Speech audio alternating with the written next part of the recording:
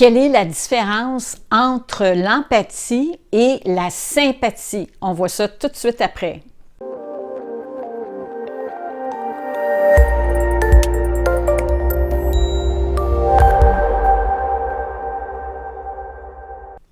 Bonjour, Monique Desjardins pour Parents, Famille, Couple conscient et bienveillant.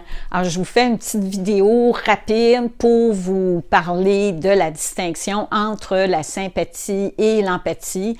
Je fais ça de façon très sommaire, là, je n'irai pas en profondeur, mais si on regarde toujours le joyau de l'empathie, dans l'empathie et dans la sympathie, il y a de la résonance émotionnelle. La résonance émotionnelle, c'est lorsque mes deux neurones miroirs sont en action et que je vibre l'émotion de l'autre. D'accord? Ensuite de ça, dans la sympathie et l'empathie, il y a aussi de la compassion, sauf qu'elle n'est pas vécue de la même façon. Dans l'empathie, nous allons avoir de la compassion et avec le désir d'aider l'autre, la même façon que dans la sympathie, sauf que je vais avoir le recul nécessaire pour ne pas envahir l'autre. D'accord? Alors ça, pour faire la distinction entre la sympathie et l'empathie, c'est que je dois être individualisé. Ça, je vais devoir vous faire une autre vidéo par rapport à ça, mais ça veut dire que moi, je sais la distinction entre moi et l'autre. Vous allez me dire, ben oui, mais tout le monde, on sait ça, là, la distinction.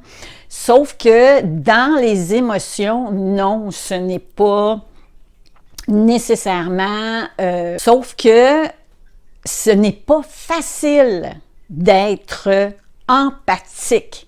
C'est très facile d'être sympathique. Sympathique, c'est je résonne avec toi, j'ai de la compassion pour toi, je peux te comprendre, alors j'ai une résonance cognitive, je peux aussi avoir un point de vue global, donc une compréhension globale de ce qui se passe avec toi, d'accord?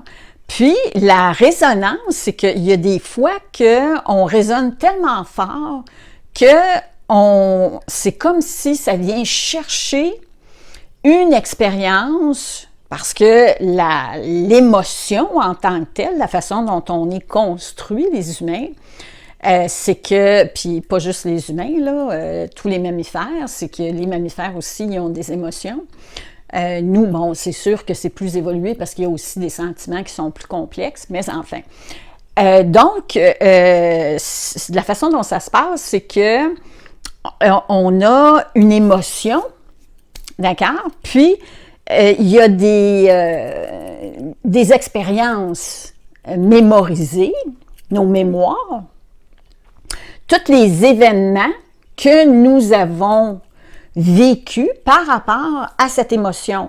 Alors, ce qui fait que je vais entrer en résonance, je vis la même émotion, mais là, mon cerveau vient chercher, va aller chercher dans mon cerveau des émotions les événements. Alors, ça va faire ressurgir en moi une interprétation, ça va avoir du sens, comprenez-vous? Donc, ça me parle, l'expérience de l'autre va me parler, puis ça va me faire penser à ma propre expérience.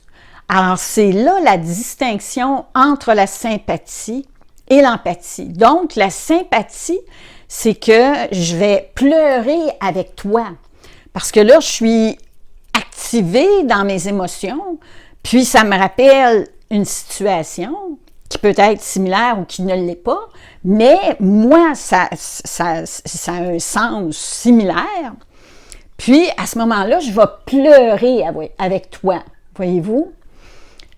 Puis, aussi, c'est que à ce moment-là, je ne suis plus dans l'écoute, je ne suis plus, parce que l'empathie, elle n'est pas au niveau du cerveau limbique, elle est au niveau du lobe frontal.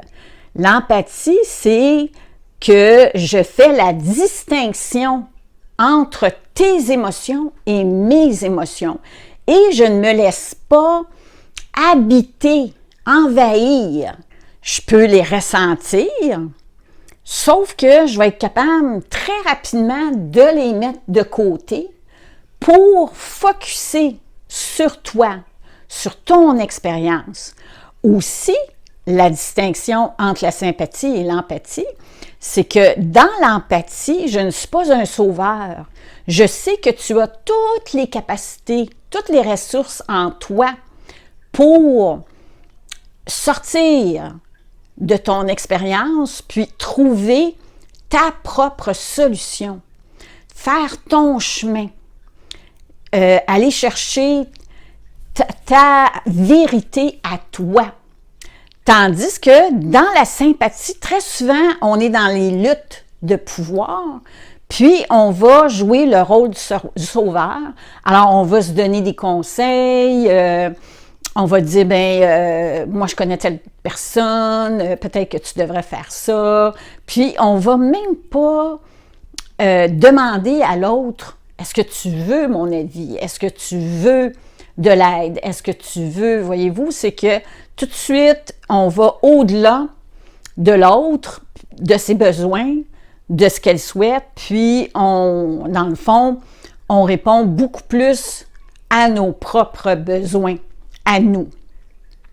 Alors, si vous voulez en savoir plus sur la capacité d'empathie et comment la développer, être une girafe, bien, je vais vous parler de l'individualisation. Qu'est-ce que ça prend dans le fond comme qualité pour avoir une bonne écoute empathique. On se revoit bientôt en espérant que cette capsule vous a plu.